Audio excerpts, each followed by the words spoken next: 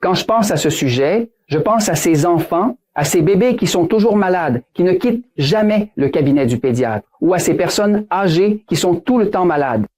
Et il faut voir qu'en plus d'aller chez le médecin, il y a certaines choses auxquelles il faut prêter attention. Car bien souvent, ce qui est malade, c'est la chambre et c'est cela qui rend la personne malade.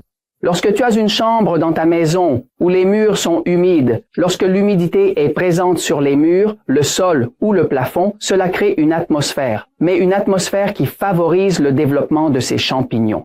Et parfois tu peux voir, si la lumière entre par une fenêtre, tu peux voir comme une sorte de petite poussière blanche flottant dans l'air. Ce sont des spores. Les spores sont la forme, c'est comme la graine des champignons pour qu'ils puissent se reproduire. Si tu as un proche, un bébé, une personne âgée qui tombe toujours malade, observe ton environnement, touche les murs. Si les murs sont humides et qu'un peu de lumière entre et que tu peux voir cette petite poussière blanche qui flotte, tu sais déjà qu'il s'agit d'une infection fongique.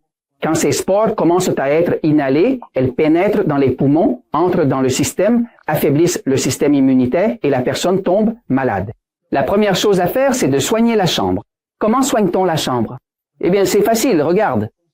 Procure-toi du vinaigre blanc, prends un chiffon, un bleu de vinaigre blanc pur et passe-le sur tous les murs. Qu'est-ce qui se passe? C'est que le vinaigre tue les champignons. Les champignons ne peuvent pas survivre dans un environnement acide. Ensuite, assure-toi d'appliquer une peinture qui contient un antifongique et procure-toi un déshumidificateur pour éliminer l'humidité de cette pièce. Et si tu améliores la ventilation et laisses entrer plus de lumière du soleil, tu auras une pièce propre, une pièce qui sera assainie. C'est une pièce qui n'a plus de champignons, et s'il n'y a plus de champignons, il n'y a plus de spores. Et s'il n'y a plus de spores, il n'y a ni mycotoxines ni aflatoxines. Et tout de suite, cette personne commence à aller mieux. Et je te dis cela parce que la vérité triomphe toujours. Abonnez-vous à Métabolisme TV et améliorez votre santé grâce aux recommandations du livre « La puissance de votre métabolisme » de Frank Suarez.